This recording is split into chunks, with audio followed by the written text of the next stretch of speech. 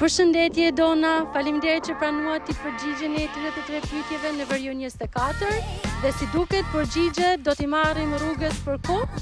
Sot do shkojmë në një vend që e kam shumë për zemër, te ura mesit, dhe ndërkohë që përgjigjena edhe shijojmë këtë rrugë të bashku. Si kaloni një ditë të lirë pa angazhime politike? 2 vitet e fundit, për shkak edhe të angazhimit shumë gjatë ditor dhe javor, çdo herë që kam pak kohë, flej gjumë. Si do ta përshkruani veten në 3 fjalë? Këmbgulse, besnike dhe empatike. A ka ndonjë moment në jetën tuaj që ka ndikuar që të ndryshoni si person?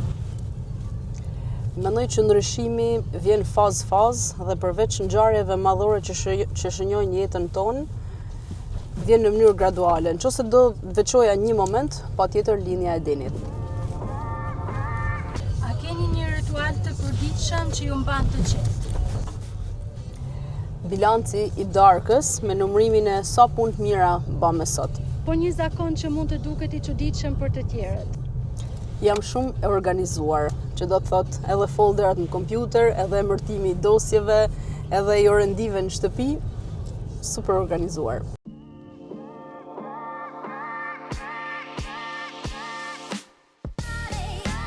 Frika jote më e madhe? Gjithmonë me shëndetin e familjarëve. Momentin më i bukur i jetës për Dona?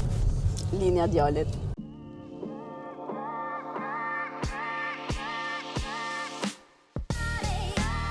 Vendi që ju sjell më shumë paqe? Absolutisht Velipoja. Vendi më i bukur në Shqipëri? Qarku Shkodër. Po muzika që ju vjen të këndoni kur jeni në makinë? Coldplay, edhe në fakt nuk është çudi nëse ndonjëherë më shef në kush në timon, edhe duke e kërcy.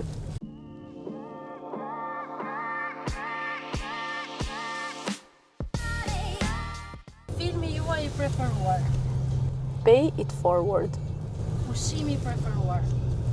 Unë marroj për perime, edhe perimet të pagatume toks, kështu që pjatat e para patjetër, sallatrat, makaronat, gjithmonë të antipastat. A bën e Dona punë shtëpie? Patjetër se po si bana kush ka me i ba. Si e me gjumin e zhekut, a flini gjatë ditës? Jo, pavarësisht se kjo është një traditë shkodrane, nuk kam fjetë kur në zhek, as kur kam kënë fëmijë, kurse tash as bëhet fjalë jo vetëm për mungesë kohet, por edhe për shkak të ritmit të dinamikës së natyrës time, nuk kam fjetë kur, vazhdoj mos me fjetë në zhek. Cilin stil jetese e konsideroni si më të shëndetshëm?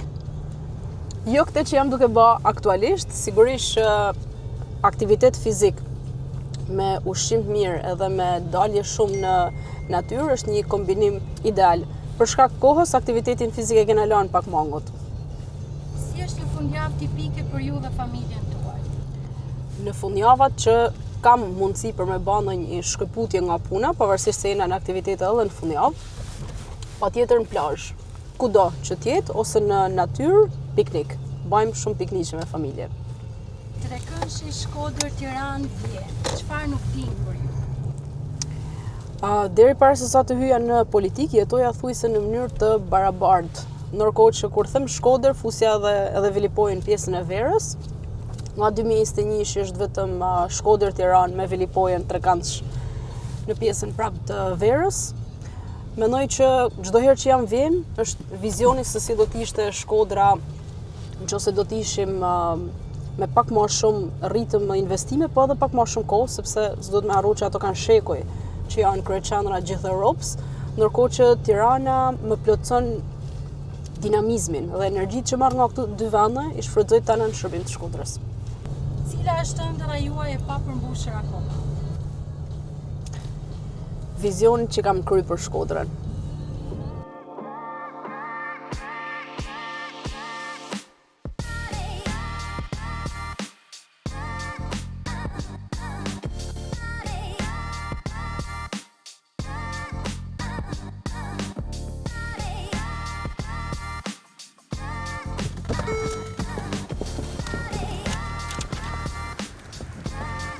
Pas kena një qënësh që na shoqëro ka interviste. Ç'kemi? Çfarë është diçka që nuk dim për Edonën? Ja, për shembull, nuk dini që jam fotosensitive, nuk doroj dot diellin. Pse keni zgjedhur të futeni në politikë? Për Shkodrën, sepse njeriu mundet me kenë mirë në punën e vet, por ne i përkasim këtij qyteti, edhe i na të lidhën domosdoshmërisht me identitetin e qytetit. A ka ndonjë moment politik që ju ka bërë të ndjeni krenare për punën tuaj? Ka shumë momente, çdo herë që bëjmë diçka të mirë për Shkodrën, po nëse do ndaja një moment, është momenti kur zgjidhem kartonin jeshil mas 2 vitesh punë shumë intensive. Cilat janë ato vlera që duhet të mbajmë në mendje kur bëjmë politika? Mendoj që kryesorja është empatia, sepse në politikë kemi profesionistë shumë të mirë, po kemi gjuhë shumë të egër, dhe në momentin që nuk vehesh në kpucët e tjetrit, dhe të paktën nuk e ndihmon me fjalën e mirë, më duket vështirë që me bë diferencën e madhe. Lobimi juaj i radhës si deputete e Shkodrës? Për investime, gjithmonë për investime në infrastrukturë, po nëse kam një plan konkret për mandatin e ardhshëm, është qendra e inovacionit edhe e sportit. Çfarë bën Shkodrën kaq të veçantë për ty? Gjithçka. Është vendi i kulturës, nuk mendoj që ka një familje që nuk ka një artist brenda saj, dhe patjetër shpirti i lirisë edhe i kundërshtimit. Nëse mund flisni me një person nga historia, kush do t'ishte?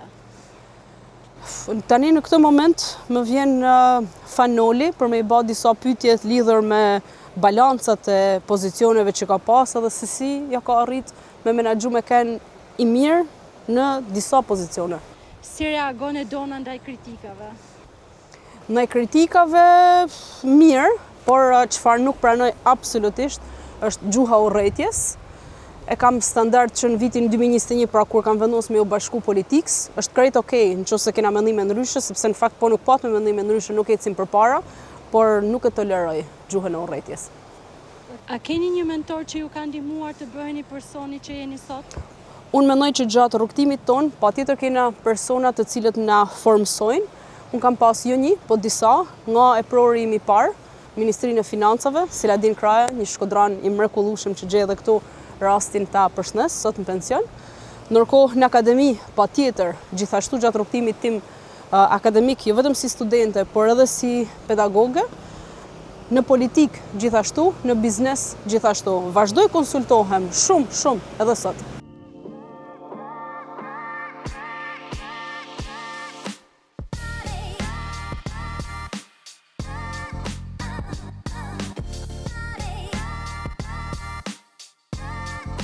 Cili ka qenë momenti yt më i vështirë në politikë? Balta që më kanë hall herë mas heret e pa merituar. Cili është shqetësimi më i madh për qytetarët e Shkodrës sot? Patjetër është lidhur me ekonominë dhe me motivimin e të rinjve për me ndajt këto. Për me ndajt këtu duhen paga dinjitoze ose mundësi konkrete për vetpunësim. Për këtë kena politika të cilat akoma duhet më shumë të eksplorohen dhe të implementohen, gjatë cilat do t'jetë fokus i mandatit 4 Partisë Socialiste. Mesazhi që do t'i dërgonit vetes suaj 10 vjet më parë. Mos e vrit kaq shumë mendjen. A ka një aktivitet që ju e konsideroni si një terapi pas një dite të lodhshme politike? Kopshtaria është terapia jeme. Dikur kisha para 4 vitesh e më tutje në kohë, kisha kopshtin në Velipoj me perime dhe me fruta. Nuk kam marrë shumë kohë për mu kujdes për to, por vazhdoj mu marrë shumë me kopshtari. Na përshkruaj pak si do t'jetë Shqipëria dhe Shkodra 2030-s. Shkodra e vitit 2030 fillon mjes me rrugë xhana, të asfaltume, plot me gjelbrim, me njerëz që dalin me bicikleta në korsitë e tyre dedikume me shku në punë, me gra e vajza, por edhe djem të ri, të cilët janë estetikisht shumë të bukur për më u pa, me një qytet që vlon nga zhvillimi ekonomik e turizmi dhe me një dalje dhe me një përfundim prap me xhiron klasike pedonale. Faleminderit shumë Dona, këto ishin 33 pyetje për vërinë 25. Faleminderit, ju përshëndes.